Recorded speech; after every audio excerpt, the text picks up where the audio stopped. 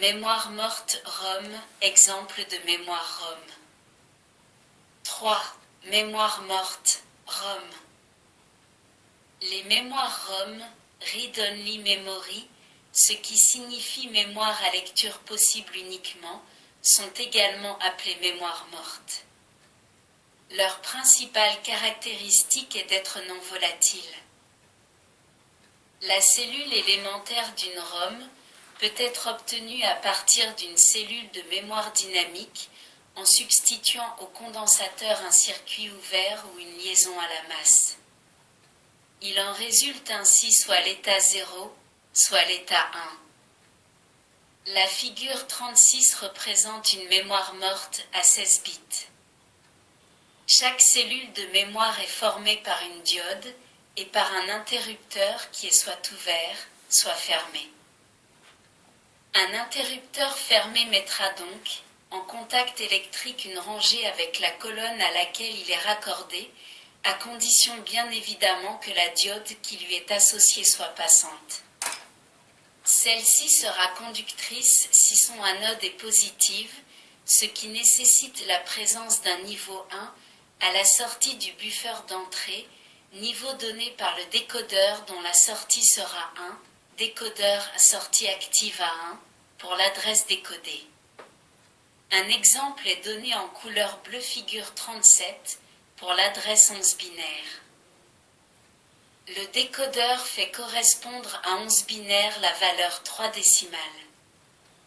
La sortie 3 est donc à 1. On obtient donc en sortie des 3 égale 0, interrupteur I3 ouvert, des 2 égale 1, interrupteur I2 fermé, des 1 égale 1, interrupteur I1 fermé, et enfin des 0 égale 1, car I0 est fermé.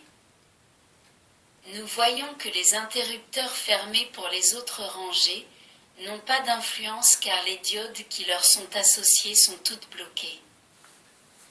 La table de la figure 38 donne le contenu de la mémoire pour chacune des 4 adresses, combinaison de A0 et A1. La figure 39 représente le schéma synoptique d'une mémoire ROM structurée en 8 mots de 2 bits chacun, soit une capacité de 16 bits. Pour des raisons technologiques, nous conservons une matrice carrée. En effet, celle-ci permet d'économiser sur la surface de semi-conducteurs nécessaire à la construction d'un tel circuit intégré.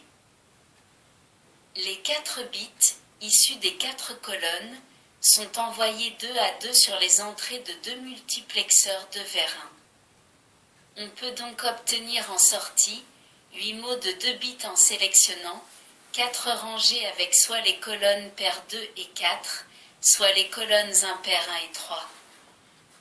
Pour ce faire, on utilise maintenant 3 bits d'adresse. Les 2 premiers bits à 0 et à 1 permettent, comme précédemment, de sélectionner la rangée, alors que le 3e bit à 2 permet de choisir soit les colonnes paires, soit les colonnes impaires.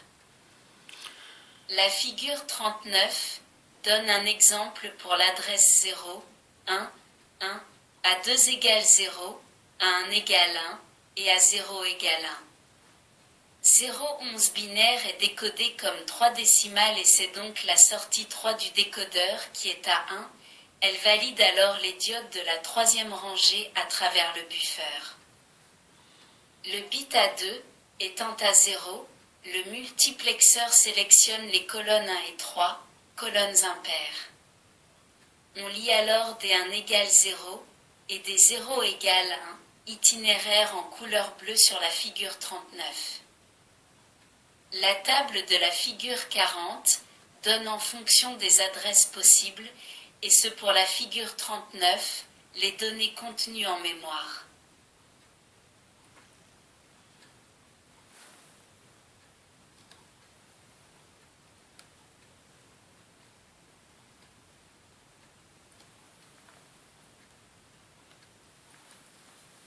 Les contacts apparaissant figure 39 ne sont pas en réalité des interrupteurs mécaniques, mais des liaisons électriques internes au circuit intégré, réalisées lors de sa fabrication. La disposition interne des liaisons électriques en question varie à la demande du client. Pour réaliser le circuit suivant, les spécifications de son client, le constructeur utilise un masque photographique sur lequel il rajoute les liaisons désirées. Toutefois, ce type de mémoire ne peut être fourni qu'en très grande quantité, compte tenu du coût élevé des procédés de fabrication faisant appel à la photogravure et à l'attaque chimique. Ces circuits reviennent beaucoup moins chers que les RAM, mais les séries doivent comporter au minimum 1 millier d'exemplaires. 3.1.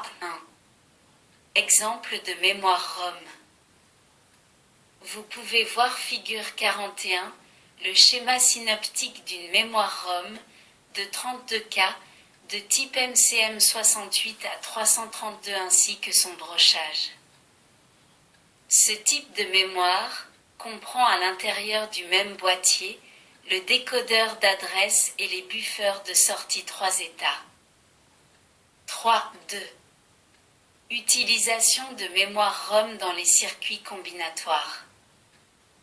Compte tenu de leurs propriétés, les mémoires ROM peuvent, dans certaines conditions, remplacer un circuit combinatoire. En effet, si l'on assimile une adresse à un ensemble de variables d'entrée, on peut considérer que là où les données obtenues en lisant la position mémoire à l'adresse en question seront les variables de sortie du système. La figure 42 représente la table de vérité d'un circuit. Figure 42. Exemple de table de vérité. A, B, C, S1, S2, 0, 0, 0, 0, 0, 0, 0, 1, 1, 0, 0, 1, 0, 1, 0, 0, 1, 1, 1, 0, 1, 0, 0, 1, 1, 1, 0, 1, 1,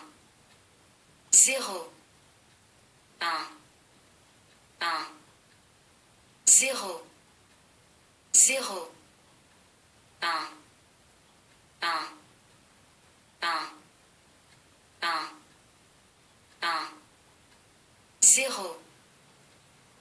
Il suffira donc d'écrire dans une mémoire 00 à l'adresse 000, 10, à l'adresse 001, 10, à l'adresse 010, 10, à l'adresse 011, 11, à l'adresse 100, 10, à l'adresse 101, 01, à l'adresse 1, 1, 0 et 10, à l'adresse 1, 1, 1, pour pouvoir remplacer le circuit combinatoire par une ROM.